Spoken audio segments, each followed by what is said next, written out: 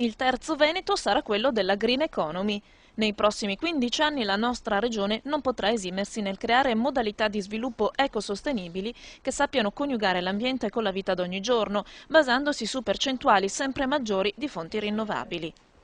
In pieno dibattito da pre-campagna elettorale sull'opportunità di accogliere o meno in Veneto il nucleare, a Vicenza la Regione si interroga sul presente e sul futuro delle energie alternative e conferma il 2020 come data in cui almeno un terzo di tutte le strutture pubbliche saranno alimentate da fonti rinnovabili attraverso il fotovoltaico o l'eolico.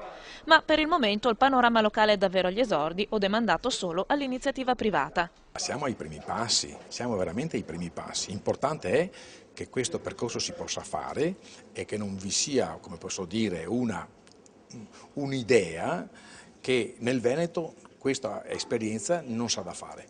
Adesso si sta attivando il discorso dell'eolico di Grande Italia, dove c'è solamente credo 2 impianti vicino a Verona, ci sono procedimenti autorizzativi per l'eolico sempre a Verona, sono installazioni di turbine mini eoliche che si stanno iniziando ad attivare nella regione Veneto e c'è alcune turbine lungo il lago di Garda. Certo, nessun convegno, nessun dibattito potranno sostituire la necessità di una politica energetica nuova, più coraggiosa, che promuova attivamente stili di vita più vicini all'ambiente. Se però tutta la filiera del consumo energetico, dal cittadino all'ente pubblico, si impegnasse per ricreare un nuovo modello, allora tutto avrebbe un senso, anche se non certo immediato. Uno stile di vita, questo qua più che è anche una ricerca, è anche sapere, ma è uno stile di vita, è un modo di essere e questo modo di essere è quello che ci aggancia al mondo e all'Europa più evoluta.